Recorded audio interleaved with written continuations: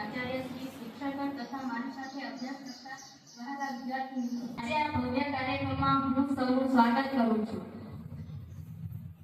હું આજે આ ભવ્ય કાર્યક્રમમાં હું તમને કન્યા કેળવણી વિશે 2 શબ્દ કહેવા માંગુ છું, તો આપ સૌ શાંતિથી સાંભળો તેવી મારી નમ્ર વિનંતી. लड़कियां कभी हारती नहीं, उनको हर बार हराया जाता है. लड़कियां कभी हारती नहीं, उनको हर बार हराया जाता है.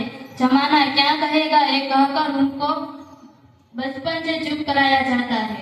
કોઈ પણ દેશની પ્રગતિનો મુખ્ય આધાર છે તેની સારી કેળવણી.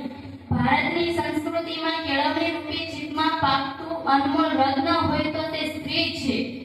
હીરાની પરખ તો ઝવેરી જ કરી શકે ને. સમાજનો રૂઢિચુસ્ત વર્ગ કે સ્ત્રીની બુદ્ધિ પગની પાનીએ, પણ એ રૂઢિચુસ્ત પાગલોને ક્યાં ખબર છે કે દિલ્હીના તખ્તા પર 16 વર્ષ સુધી સોનેરી કિરણો પાથરનાર કોઈ મર્દ નહીં પણ એક સ્ત્રી હતી.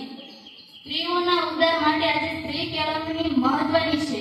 સ્વામી દયાનંદે લખ્યું છે કે પુરુષ શિક્ષિત અને સુસંસ્કૃત હોય તો તે પોતે એકલો જ ઉપયોગી બને છે, પણ જ્યારે સ્ત્રી શિક્ષિત, સમજદાર અને સુયોગ હોય તો તે સમગ્ર કુટુંબને સુદૃઢ બનાવે છે. હાલના સામાજિક દૂષણોને ડામવા, વહેમો અને અંધશ્રદ્ધામાંથી મુક્ત થવા માટે સ્ત્રી કેળવણી જરૂરી છે. આજના યુગમાં સ્ત્રી કેળવણી પામેલ હશે તો 33% અનામતની જરૂર નહીં રહે. સમાજ સાચા અર્થમાં સમાજ બનશે. આજના યુગમાં સ્ત્રી કેળવણી પામેલ હશે તો સાક્ષરતા અભિયાનની જરૂર નહીં પડે, કારણ કે શરૂઆતની કેળવણી બાળક પોતાની માતા પાસેથી મેળવે છે. સૃષ્ટિનું એક પણ ક્ષેત્ર એવું નથી કે જ્યાં સ્ત્રીએ ડગ ન માંડ્યા હોય. પુરુષોને શરમાવે તેવા સોપાનો સર કર્યા છે જે આજની કેળવણીને આભારી છે. ગઈકાલની સ્ત્રીઓ દહેજની આગમાં સળગતી હતી, ઘરની 4 દિવાલોમાં પુરાઈને રહેતી, પણ આજે સ્થિતિ રહી નથી. આજની સ્ત્રી વિજ્ઞાન અને સાહિત્યથી માંડીને રાજકારણ સુધી પહોંચી ગઈ છે. ઇન્દિરા ગાંધી, માર્garet થેચર, શેખ હસીના, ચંદ્રિક કુમાર સુંગે વગેરે દ્રષ્ટાંતો આપણી આંખોની સામે જ છે. આનું મૂળ કારણ શું? કેળવણી જ ને.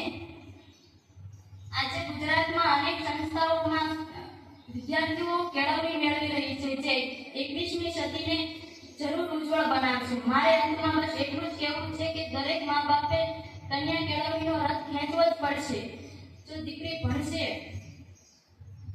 ભણશે તો તેના મા બાપનું ઘર અને તેના સાસરિયાનું ઘર એમ 2 ઘર તરી જાય છે. અસ્તુ. જય હિન્દ, જય ભારત.